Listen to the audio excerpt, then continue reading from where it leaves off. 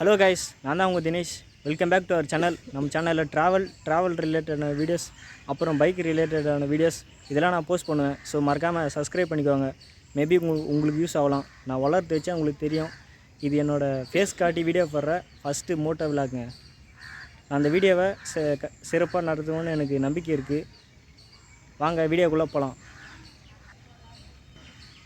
Guys, நான் இப்போ எங்கே இருக்குன்னு பார்த்தீங்கன்னா ஆசியாவில் மிகப்பெரிய ஒரு டேமில் தாங்க நின்று பேசிகிட்ருக்கேன். இந்த டேமோட பேர் பார்த்தீங்கன்னா மேட்டூர் டேமுங்க. இந்த டேமு எங்கே இருக்குதுன்னு பார்த்தீங்கன்னா சேலம் மாவட்டம் மேட்டூரில் தாங்க இருக்குது.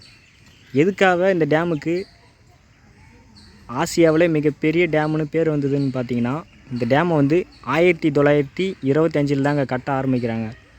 அப்போ ஆரம்பித்து 1935 கட்டி முடிக்கிறாங்க. கிட்டத்தட்ட இந்த டேமை கட்டி முடிக்கிறதுக்கு 9 வருஷம் ஆகுதுங்க.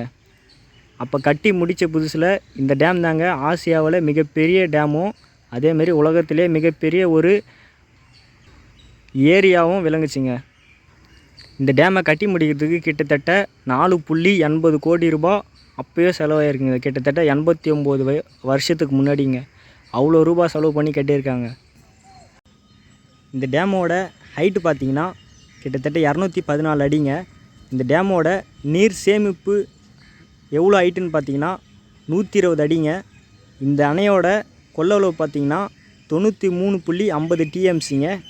இந்த டேமோட அகலம்னு பார்த்திங்கன்னா 171 அடிங்க. இந்த அணையோட நீளம் பார்த்திங்கன்னா 5300 அடிங்க. இந்த அணைக்கு எங்கேருந்து தண்ணி வருதுன்னு பார்த்திங்கன்னா கர்நாடகா மாநிலத்தில் கபினி அணை மற்றும் கிருஷ்ணராஜசேகர் அணையிலிருந்து நீர் வருதுங்க. இந்த அணையை கட்டியவங்க பிரிட்டிஷ் காலத்தில் இந்த அணை கட்டினாலும் கிட்டத்தட்ட 17,000 பேரோட கடின உழைப்பினால் தாங்க இந்த டேமை கட்ட முடிஞ்சுது. இந்த அணையில் வந்து மின் உற்பத்தியானது 120 மெகாவாட் வந்து உற்பத்தி பண்ணுறாங்க. இங்கே வந்து 2 மின் நிலையங்கள் வந்து உள்ளது. மேட்டூர் அணை கட்ட கிட்டத்தட்ட 5540 ஹெக்டார்ஸ் வந்து நிலங்களை வந்து கையகப்படுத்தினாங்க. இந்த மேட்டூர் டேமில் வந்து அடிக்கடி தண்ணீர் தகராறு வருதுன்னு கேள்விப்பட்டிருப்பீங்க. அது எதனாலன்னு பார்த்தீங்கன்னா கர்நாடகாவில் வந்து கபினி கேஆர்எஸ் அணைகள் அதேமாரி ஒரு 4-5 டேம் வந்து கட்டியிருக்காங்க. அந்த டேமில் வந்து அந்த டேம் கட்டினதுனால நம்ம மேட்டூர் டேமுக்கு வந்து தண்ணி வராதுங்க. இதனால தாங்க அடிக்கடி சண்டை வருது.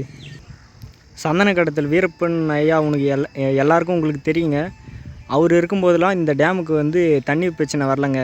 ஏன்னா கர்நாடகாக்காரங்களுக்கு அவ்வளோ பயங்க வீரப்பன் ஐயா மேலே.